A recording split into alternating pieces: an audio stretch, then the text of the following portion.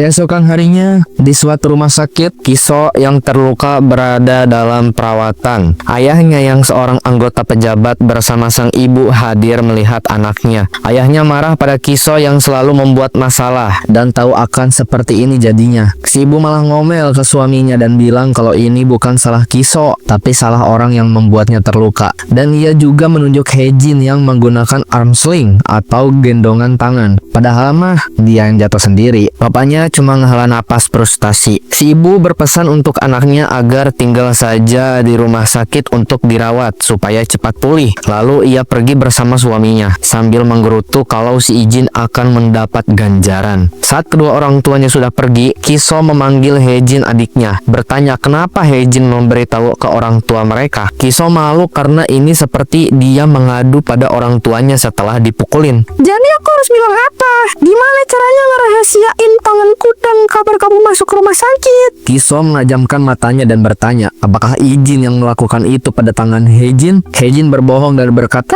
Iya, gara-gara dia. sumpah kalau ada cewek kayak gini di depan gue jual anjir ke Kamboja. Hejin pergi meninggalkan Kiso, menyuruhnya untuk santai aja di sini karena dia akan menunjukkan kekuatan koneksi dan kekerasan orang tuanya pada Ijin. Oh gini ya mentang-mentang anak pejabat. Arogan banget. Di lorong rumah sakit, si ibu berkata pada suaminya sambil berjalan kalau dia sudah menghubungi seseorang yang disebut Pak Ketua. Si suami kaget, cuma urusan bocah sampai dibesar-besarin. Padahal biarin aja pihak sekolah yang ngurus. Si istri ngegas kalau dia nggak bisa nunggu lebih lama lagi. Suami bertanya, apakah kau tahu Pak Ketua itu siapa? Si istri menjelaskan kalau Pak Ketua itu adalah orang yang membersihkan nama suaminya selama ini. Dan juga semua yang suaminya tahu sudah ia beritahu segalanya pada si Pak Ketua itu. Yang artinya si Pak Ketua megang bukti kemungkinan. Si suami cuma bisa no comment. Di belakang, Hejin yang menguping pembicaraan mereka tersenyum licik dengan yakin berpikir kalau Ijin akan dihajar habis-habisan nanti. Lalu di suatu tempat sepi, si Pak Ketua yang lagi ngudut mengerahkan dua anak buahnya untuk mencari Ijin. Nih orang yang disebut Pak Ketua nih, namanya Cadusik. Cadusik menghela napas berat, merasa kalau dia terlibat terhadap sesuatu yang bodoh. Sebelumnya ia ditelepon saat di mobil oleh ibunya Kiso yang marah-marah, minta dia buat menghabisi orang yang udah mukulin anak dia. Akhirnya dia pasrah buat nurutin kemauan si emak.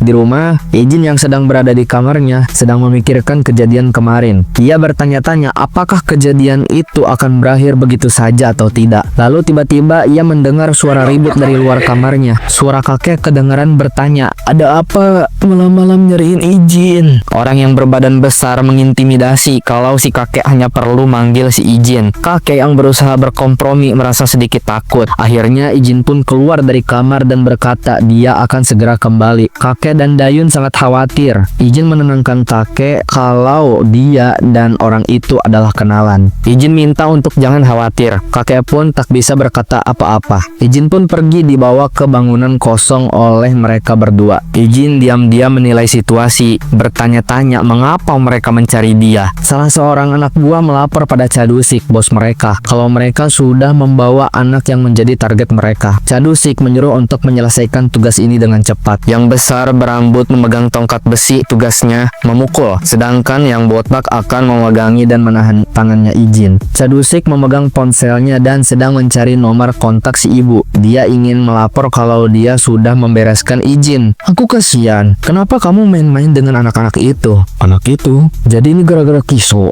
Cadusik yang sibuk nyariin nomor telepon terganggu dengan percakapan mereka. Pas dia ngeliat ke sana, dia terkejut, penasaran melihat Ijin yang tidak menunjukkan emosi apapun dan juga tidak terlihat ketakutan. Ijin memutar tangan si botak, menariknya lalu menghantam kepalanya dengan sikutnya. Cadusik yang melihat itu terkejut. Si besar mulai menyerang dengan tongkat bisbolnya. Ijin menunduk menghindari serangan si besar. Si besar menyerang lagi, tapi Ijin menahan tongkat di jepitan lengannya, lalu memukul dagu orang itu, lalu menghantamnya dengan lutut. lutut, lalu memegang kepalanya dan menjatuhkannya. Cadusik yang terus mengamati menilai kalau gerakan Ijin adalah gerakan seorang yang terlatih. Si botak memeluk dan menahan Ijin. Dengan marah ia mengumpat kalau Ijin akan mati. Ijin menyikut tulang rusuk si botak, membuat si botak melepaskan pelukannya. Lalu Ijin menghantam dagu botak dengan sikunya hingga pingsan. Ijin menoleh ke arah bos dua orang tadi. Kini tinggal Cadusik seorang di sini. Cadusik berjalan menghampiri Ijin. Ijin tetap tenang menilai kalau pertahanan si bos banyak terbuka. Si bos tiba-tiba bergerak cepat melancarkan tinju dan berhasil dihindari oleh Ijin. Si bos tersenyum pada Ijin. Lalu ia melancarkan pukulan bertubi-tubi dan Ijin menghindari semuanya. Ijin menghindar terus sambil mencari celah. Saat ia menemukan celah untuk menyerang, Ijin merunduk untuk melancarkan serangan. Tapi tiba-tiba tinju Cadusik datang dengan cepat ke arah kepalanya. Untungnya Ijin berhasil membloknya tepat waktu. Tinju kuat Cadusik membuat Ijin sedikit terhempas. Cadusik tidak menyangka kalau Ijin bisa memblok serangannya. Ijin berpikir dan menebak kalau strategi si bos itu adalah menunggu Ijin menyerang. Cadusik bertanya siapa sebenarnya Ijin. Ijin menjawab kalau dia cuma anak SMA biasa.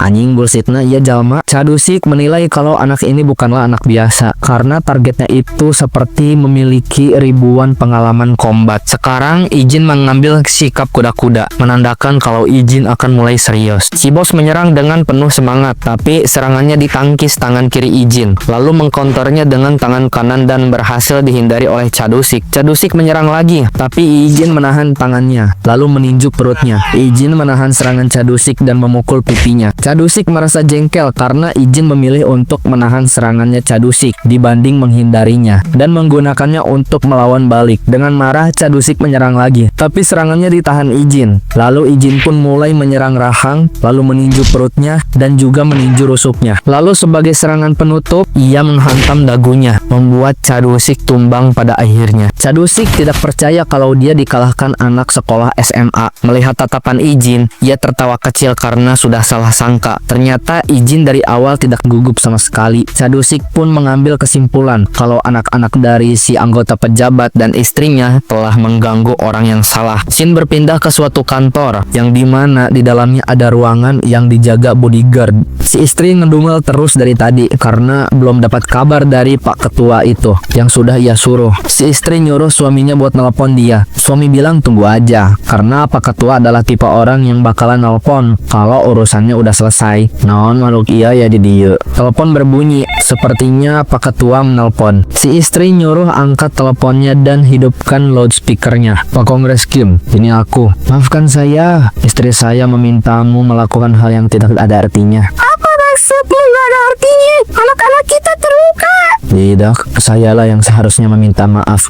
Apa maksudmu? Sepertinya anak-anak Anda mengganggu orang yang salah. Apa? Aku dihajar habis-habisan. Si suami yang bernama Pak Kongres Kim ini sangat terkejut karena Pak Ketua Cadusik adalah orang yang dihormati di dunia bawah telah dikalahkan. Lalu tidak lama ada sedikit kegaduhan dari balik pintu. Mereka berdua spontan melihat ke sana. Pintu pun terbuka. Keluarga cemara pejabat ini pun sangat terkejut karena yang masuk ke dalam ruangan mereka adalah Ijin, sang bukan anak SMA biasa. Pintu pun ditutup oleh Ijin, meninggalkan puluhan orang babak belur di luar ruangannya. Di sisi lain telepon, Cadusik yang menelpon Pak pejabat Kim mendengar kalau Ijin sudah datang ke tempatnya. Cadusik cuma bisa nutup telepon sambil menghela napas frustasi. Tapi akhirnya dia bisa sedikit rileks. Setelah dia dikalahkan oleh anak SMA, ia berencana ingin berhenti dari pekerjaannya yang sekarang. Balik lagi ke si Ijin yang kini sudah memasuki ruangan keluarga cemara pejabat tadi. Hejin yang melihat Ijin langsung pucat dan bangkit dari kursinya. Si ibu yang melihat reaksi putrinya bertanya dengan ngegas, Kau kan pria yang menghajar anak kami. Pak Kongres Kim menyuruh istrinya untuk jangan ikut campur. Lalu ia bertanya pada Ijin, bagaimana cara dia masuk? Ijin bilang dia bisa masuk karena gak ada yang jagain tempat ini. Ya, maksud si Ijin itu dia tuh nyarkas kalau penjaganya itu terlalu lemah, makanya bisa dibilang sama aja gak ada penjaga. Terus juga si Pak Kongres bertanya-tanya, kok bisa si Ijin tahu kalau dia ada di tempat ini? Si ibu ngebacot lagi, Lihat bagaimana dia bertingkah. Kau pikir bebas harus melakukan apapun hanya karena kau bisa berkelahi. Si ibu memakai ponselnya dan akan melaporkan Ijin dengan tuduhan penyerangan terhadap anak-anak, penyerangan terhadap penjaga,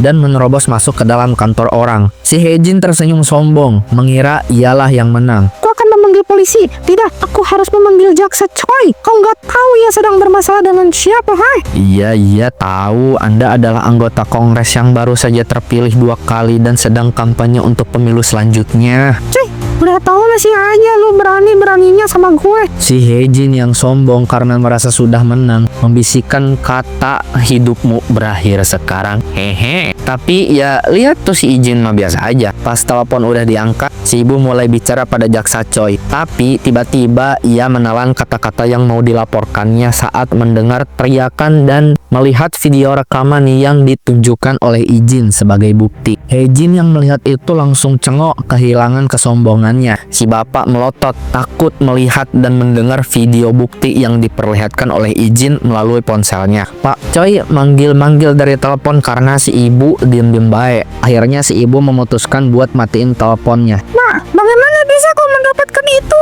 Si Ijin gak ngomong apa-apa, tapi sebelumnya Ijin pernah menyusup ke suatu rumah dan melakukan sesuatu di dalam kamar yang berada di rumah itu, yaitu memindahkan atau mengambil atau mencuri data yang bisa digunakan sebagai bukti. Si Hejin yang mau buat alasan ke bapaknya langsung disuruh diem, gak mau dengerin alasan apapun dari dia. Si Hejin cuma bisa nurut sambil melas. Ijin mengatakan kalau dia punya bukti buat si Kiso juga dalam bentuk rekaman, seperti menghajar orang di lorong sekolah dan juga aksi pencurian uang beserta bukti rekaman terbaru mereka menghajar adiknya Ijin di karaoke. Ayo lo, kecap kan lo, ha? Kau sedang mengancam kami ya?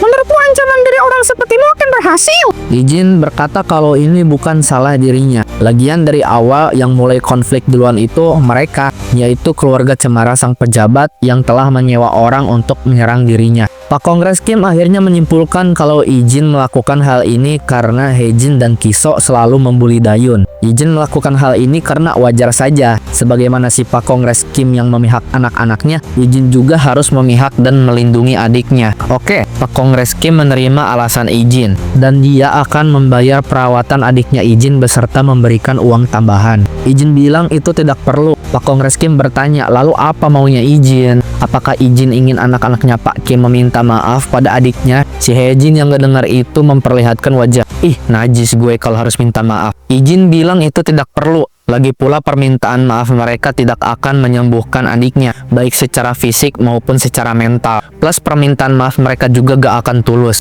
Yang Ijin inginkan adalah agar Hejin dan Kiso menghilang dari hadapan adiknya untuk selama-lamanya. Pak Kim sambil keringetan langsung menyetujui kalau dia akan memindahkan anak-anaknya ke sekolah lain. Bahkan dikirim ke luar negeri pun ia bersedia. Hejin dan si ibu baru mau protes langsung disuruh diam, jangan banyak bacot. Pak Kim nanya apakah Ijin sudah puas dengan kesepakatan tersebut. Ijin minta agar Kiso dan Hejin sudah pergi dari sekolah. Besok, Pak Kim berjanji akan segera menyampaikannya ke kepala sekolah. Si Hejin akhirnya cuma bisa pasrah dan menitikkan air mata. Ijin yang mau langsung pergi diberhentikan oleh Pak Kim. Sebagai balasan karena permintaan Ijin sudah ia penuhi, ia ingin Ijin menyerahkan semua bukti rekaman yang dia miliki. Ijin langsung mengeluarkan tatapan yang membuat Pak Kim tertekan. Kau pasti berpikir aku ini orang bodoh, kata Ijin. Ujung-ujungnya, Pak Kim menarik kembali permintaannya pada Ijin dan meminta maaf. Lalu Ijin pun pergi meninggalkan keluarga Cemara Kongres ini dalam keadaan suram.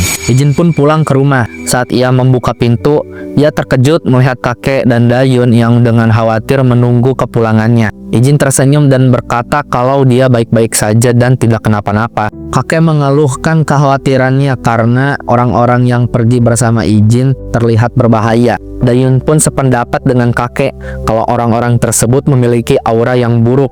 Ijin bilang pada Dayun untuk jangan mengkhawatirkan dirinya, dan Ijin menanyakan bagaimana keadaan lukanya Dayun. Dayun bilang sudah merasa lebih baik. Ijin yang melihat adiknya murung berkata untuk jangan khawatir karena Dayun tidak akan jatuh dari tangga lagi. Dayun tidak mengerti apa yang kakaknya bicarakan. Ijin meninggalkan Dayun masuk ke kamar dan berkata kalau dia sudah membereskan atau menyingkirkan semuanya. Dayun pun ditinggal dalam keadaan masih bertanya-tanya. Keesokan harinya di sekolah, di depan kelasnya Dayun berkata untuk tidak perlu nganter nganterin dia lagi ke kelas karena Dayun sudah hampir sembuh total. Ijin mengiyakan permintaan adiknya. Lalu Dayun pun pamit berpisah untuk masuk kelas. Saat ia masuk, suasana masih damai dan tentram. Lalu Dayun mendengar percakapan cewek-cewek yang ada di sana. Kalau Haejin dan kakaknya Kiso pindah ke luar negeri. Mendengar itu, Dayun terkejut dan mengingat perkataan kakaknya tadi malam. Ia buru-buru lari keluar manggil kakaknya yang belum pergi jauh. Ijin nengok ke Dayun. Dayun ingin mengatakan sesuatu,